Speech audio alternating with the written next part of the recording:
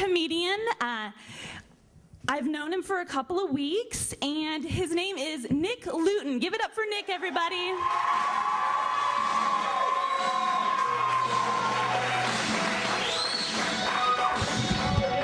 How's everybody doing? Good. I love you too. That's nice. So I just saw a group of thugs walking across the bridge just now. Your normal thug will wear his headband on his head or in his pocket. These guys had them wrapped in ice across the back of their necks. Now, I was like, that's smart as shit, because you can gangbang, you don't have to worry about passing out from heat stroke. Plus, nobody likes an out-of-shape gangbanger, you know what I'm saying? I wonder if they do, they're in there getting some cardio as a group. So I wonder if they do like pre-jacking calisthenics, you know, like, you know, wallets first, then rings and watches. Give it up. It's all fun and games until you run down a lady for her purse and you're out of breath, like, just give that shit up, bitch. For real. You find out she takes yoga all the time and will whoop your ass. Your buddies kick you out of the crew like, you're stupid, eh? All you had to do was get the purse. Lazy ass. Your fucking job. So I'm half Chinese. That's why I'm so tiny. Whatever. I know it's hard to tell because it's not genetic. It's psychological. Both my bosses and my landlord are both Chinese, so it fucks me up mentally. Let me tell you something. Your typical Asian businessman doesn't know what it's like to be broke. They got a lot of money, so they pay for their house in cash. They pay for their vehicles in cash. So when you're broke, they just straight up don't get it. Everything is always, you need to save money. We lose money. Back and forth.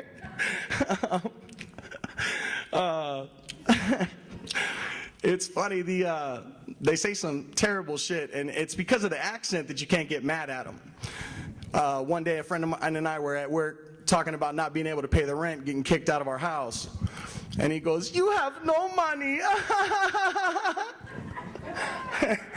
Now, normal American, you would be like, shut the hell out, punch him in the face, but it sounded funny, so we let him slide.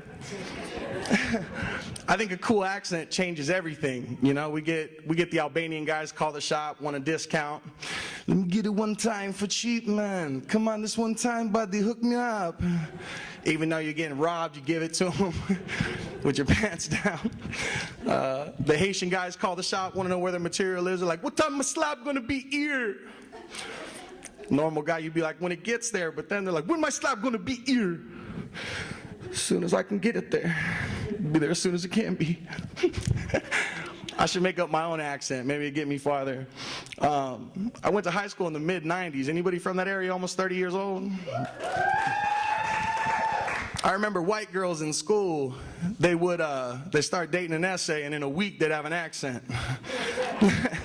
So one week it's like, I gotta get my grade up in ab chem. And the next week it's like, I don't care about nothing, okay? Paco and I are in love, okay? School's stupid. School's stupid. I had a buddy of mine actually that got into some trouble, ended up doing 7 years in prison. When he went in, he was like, hey guys, I messed up. I'll see you guys soon. I love you. You know, I'll see you soon. He came out, this dude came out 7 years later like, hey, yo, Nicky! Yo, word is born with some dude. Hey, hit me up. He sounded like the Method Man. I still pick on him to this day, you know, but whatever you got to do to remain tough. Speaking of tough, I thought I was still a couple weeks ago. I drive for work around the valley. I was stopping at a gas station on the west side for a drink. Got out of my truck and I seen a midget bath salt tweaker zombie out front of the store. He didn't have any shoes on. He didn't have any shoes on the hot concrete. He was fidgeting with a scratcher's ticket, looking up at the sun, freaking out. And I could hear him mouthing something. He was like, I'll suck the juice out of you, big fucking orange. I don't care how tough you are, you would get scared. So my first thought was to just bitch out, run out to the truck, you know, get away. It's one of those moments that knocks the cool out of your step. I got out of my truck like, about to go get a Gatorade. I made eye contact with him. I was like, hoping that he'd avoid me, you know? So the second I go to turn around, he makes eye contact with me. He's staring at me like this, giving me like he was about to shapeshift into a werewolf or something. Just. He jams the scratcher ticket out in front of my face. He's like, you want this, bro? You want this? You want this? Do you want this? And I was like, I played it cool. I was like, nah, man, I'm good. Let's get in the store real quick. But on the inside, I was like, please don't eat me. Plus, you only got 6 words on the crossword and you need 8 to win. So that's just paper. So I get in the store, right? And I must have been in the bathroom for 5 minutes. I'm waiting for him to go away. He's looking at me through the window with the shapeshifter face. Following me around and shit, holding the scratcher up. You want this? You want this, bro?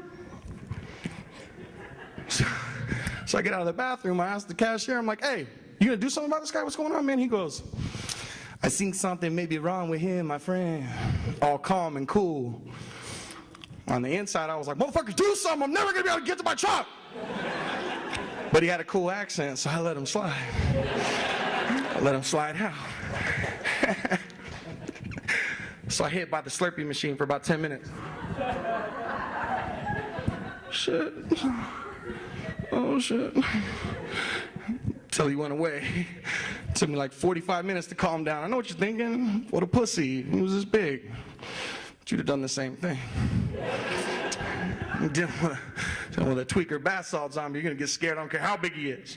So don't judge me. Anybody go to the movies? You guys like the movies? You know the part in every movie where the action star's dying. There's girls over top of him. He always says something profound. He's like, I'm dying. Help.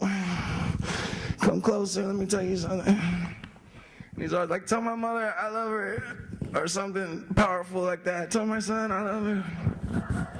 I think it'd be better if they were honest. He's like, hey, come closer. Come closer.